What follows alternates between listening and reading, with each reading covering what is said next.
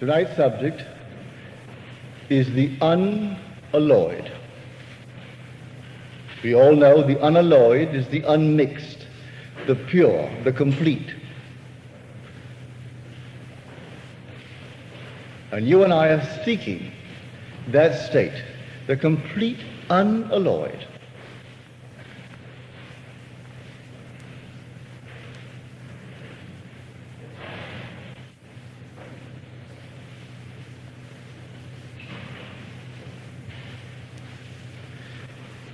We're making our exodus from this age into another age.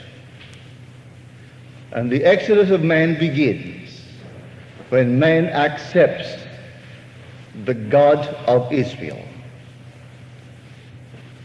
If the journey seems long, it's only because the children of Israel, those who have accepted the God of Israel, find it difficult to keep the tents. For the God of Israel is I am.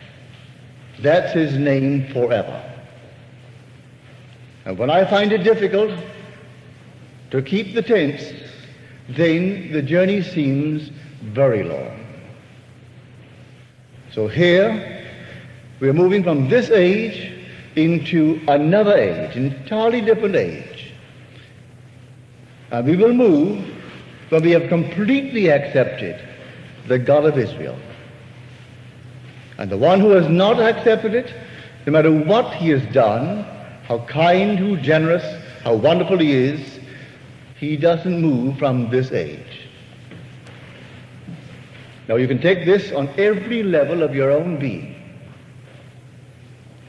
You and I were made subject unto futility, not willingly, but by reason of the will of him who subjected us in hope, that you and I will be set free from this bondage to decay and obtain the glorious liberty of the children of God. That is our hope. But while we were subjected to it, and this presence who subjected us disappears from view, he takes up residence in us, and we have to find him. He is the unalloyed, the pure, the unmixed. No child born of woman could cross the threshold that admits to conscious life unaided by the life of God. The Bible speaks of that life of God as the blood of Jesus. We are told the life is in the blood. And one day man will find it. One day this tree, for we are the tree of knowledge of good and evil, and this cloven pine will be riven from top to bottom. And the imprisoned spirit set free. Every one of us, but not until we completely accept the God of Israel. And that God of Israel is simply I am. You can start this night from where you are to where you would like to be in this world of Caesar, led by the God of Israel. In other words, when you know what you are and you know what you would like to be, instead of what you seem to be, you assume I am that. Assuming I am that, or I am it, or I am he, call it what you will, and steep in the assumption that you are really the being that you would like to be. Sleeping in this state, you move across a bridge of incident that leads you towards the fulfillment of your assumption. But when you forget the tense and you say, I will be, I was, or in any other way, you delay the journey. And it seems so long only because man in his journey finds it difficult to keep the tense of the God he promised to worship. So Elijah said to the people of Israel, he came near to them, and he said to them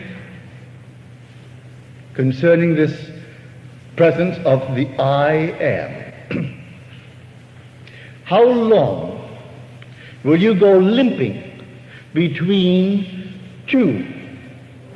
How long? If the Lord is God, follow him. If Baal is God, then follow him. You say you've chosen the Lord as God, the Lord of Israel. Well, then do not start limping between these two opinions. You either choose one and reject the other, or you reject what you should take and pick the other. In other words, there is no cause of the phenomena of life outside of your own wonderful human imagination. You are bringing it into being morning, noon, and night. So how long will you go limping between two opinions? If the Lord is God, choose him. If Baal is God, then choose him. And then we turn to the book of Joshua. And Joshua said to the people of Israel,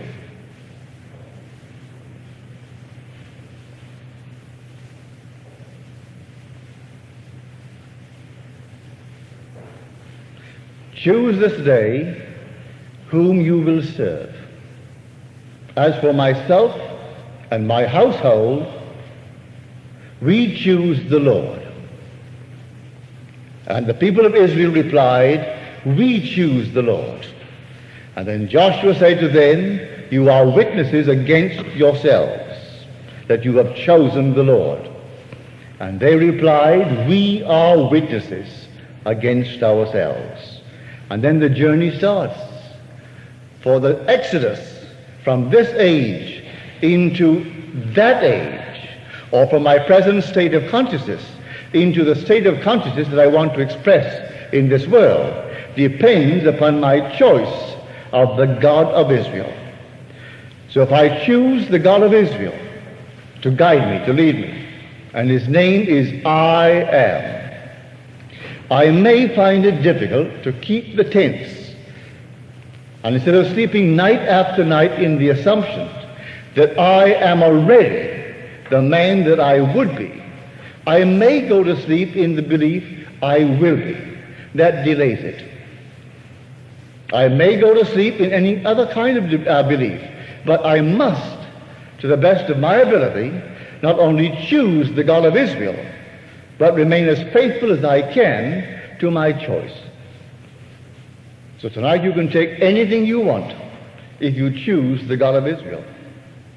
And may I tell you, if there's anyone in this audience this night who is an Orthodox Jew, and you think because I say I must choose and you must choose the God of Israel, and you are born into a family who are Jews, that you've already made your choice, you are mistaken.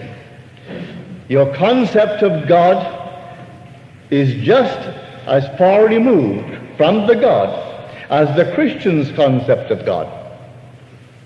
They have it out there in space someplace, out in time someplace. The God of which I speak of your own wonderful human imagination. That's the God. That's the God of Israel. And so you choose him to guide you. So tonight, when you know exactly what you want, you sleep in the assumption that you are already the man that you want to be, and fall asleep in that state. And that state will externalize itself within your world. You either do it or say, I will be that man, and delay the process. But may I tell you, you will never reach I will be. You can only reach I am it. And so everyone here, try it. Try this state, for the day is coming that this wonderful tree that we are, and I saw it so clearly in vision, is just a tree. Many have never returned since they heard me speak of this ancient tree. And here is Blake. I never read him when I had my vision. And when he said, "Hear the voice of the bard, who present, past, and future sees, whose ears have heard the holy word, that walked among the ancient trees." For the night that I saw the trees, and the night I saw this wonderful vision of earth, and it all is like a tree, unnumbered trees. And the 8th chapter of Mark, when the man's eye was opened, he was asked, "What do you see?" He said, "I see men like trees walking." And here they told me in this vision that no one in that state where I was believed for one moment, pardon me, that anyone could come here and ever return. This to them was death, absolute death. They did not know God's plan to insert himself as you, as me, as everyone in the tree, and then put us through furnaces of affliction, but real furnaces of affliction. As we are told in the 48th chapter of the book of Isaiah, "I have tried you in the furnaces of affliction. For my own sake I do it.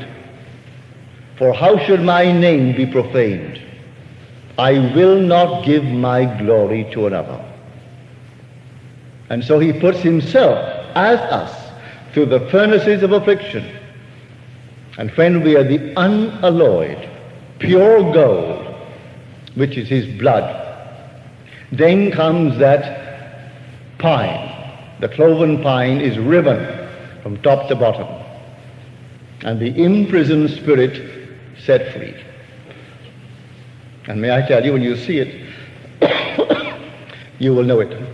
You will see this golden glow, and you will say within yourself, "I know it is myself, O my divine Creator and Redeemer." And you will fuse with it, and then rise to the very height. You can't go any higher. You will rise to the very limit as you fuse with this golden liquid light, which is the blood of God. But on this level, the same thing holds good. At all levels, the same principle.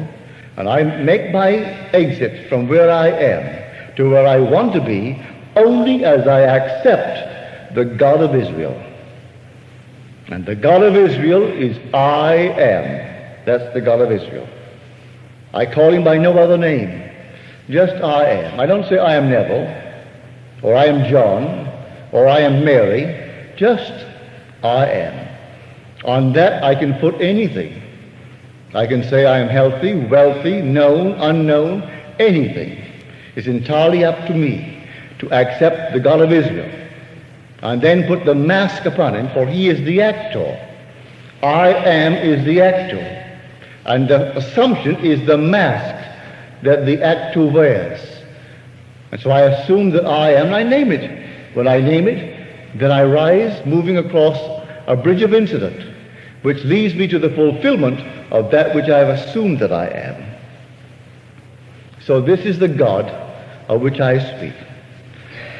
And then will come that moment in time when you move from this age into that age, where everything then is completely subject to your imaginative power. For you are God. You are God now, but you do not know it, and you find it difficult keeping the tense. And most of us don't think in terms of the tense. We think in terms of some being outside of self, in some strange part of the world or the universe.